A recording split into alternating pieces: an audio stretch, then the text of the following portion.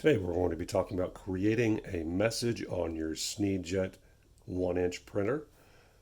So from the main screen, we're going to access the message editor through the edit button. That's going to bring up your message editor.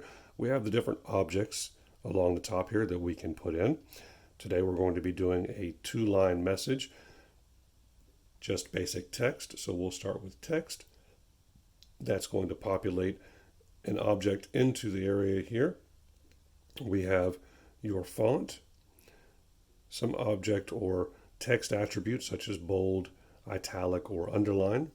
We have the text size, which we can increase using these buttons here. The interval increases the spacing of the characters. Your rotation, this allows you to rotate the object like a clock. And of course the delete, this allows us to delete text objects. So if we want to edit the information here, we're going to click on edit.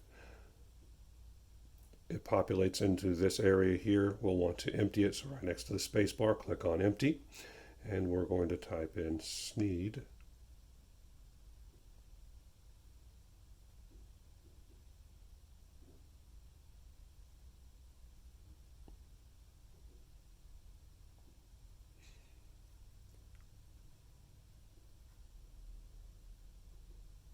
SNEED coding. Once we have the spelling and everything correct, how we would like it, we'll click on finish.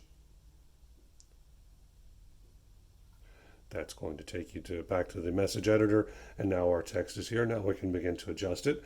We'll want to make that bold, so let's go ahead and hit the B for bold, and of course if we needed to italicize or underline it, we could do that.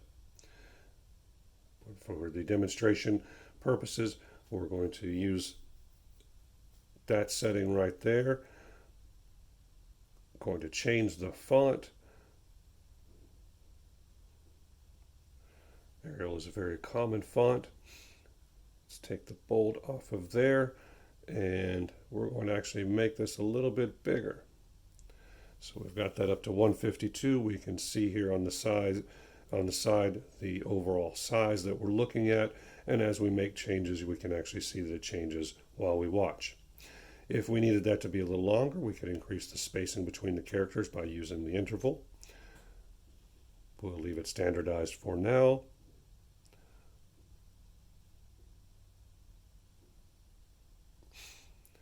And if you wanted to rotate, we can actually rotate the whole thing.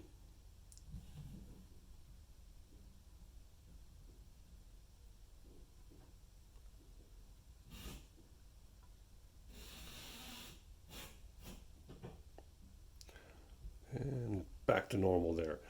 All right, so if we wanted to add another line here, as long as everything looks complete, I'll actually want to take this and we're going to move it up a little bit. As you can see, just touch it and it'll highlight in red to let you know that it's available for motion now, and you can just use your finger or stylus to move it around.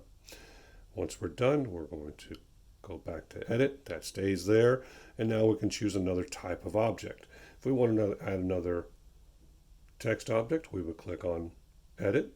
It's going to put it there towards the end. We'll go ahead and click on this and move it over. You'll notice the scroll bar here at the bottom allows us to grab and move the whole screen over.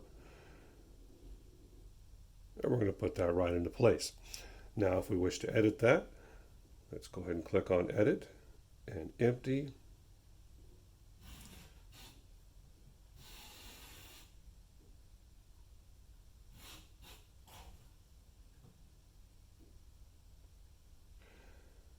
Now for punctuation, we'll use the separate menu here, find our correct punctuation. And that's all we want for that line. And now we'll want to add in a date, so we're going to go back to the other screen and choose a time object. Again, that's going to populate at the end there. We're going to select it and then drag it down to where we would like it here to line it up. Now we can select again the font and the font attributes as well as the font size. We're going to keep that the same, and then over here we have our type. This allows us to select the date format that we would like to use, such as month, day, and year. And again, the interval allows you to control the spacing.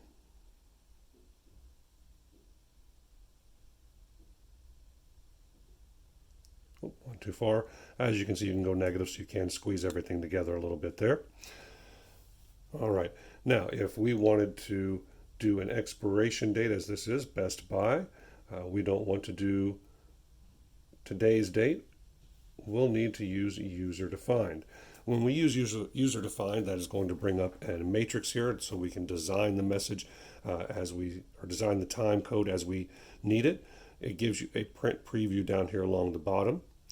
And for any of the parts that we don't need, we'll need to cancel those out. So along the top here, we have our format. This tells us what style it's going to be. In the middle is our suffix. That tells us what the punctuation will be.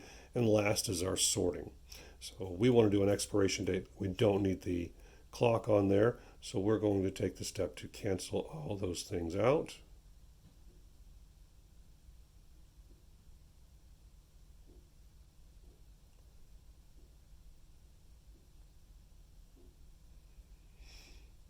Okay. Now, that's correct, but we need to change the order. So we're going to change this. The year we want that to be last, so we're going to make that 3. And that's going to update the other two for month to 1 and day to 2. Now we can see our punctuation and spacing is off, so we'll need to change that. The year, we're going to update that to a space, so it leaves a space afterwards. The month, we're going to leave that as a slash. And for the day, we're going to update that to a slash. That closes that gap and brings everything together. But our expiration date is still not correct.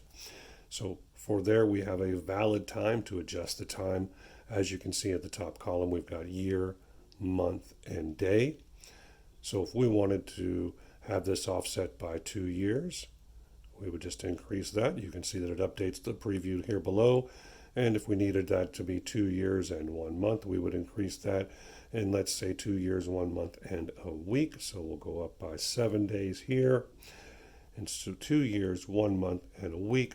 That gives us our expiration date. If that looks correct, we click OK. And it updates the information here on your print preview. If we're happy with all that, we'll click on Edit and then File and Save. And for the file name, give it a file name. We're just going to call it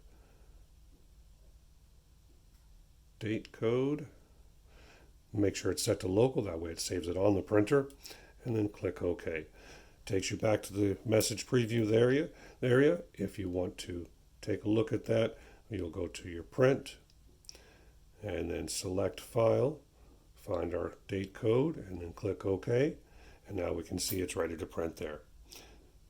Thanks for using the SNEED Coding SNEED-JET 1-inch printer.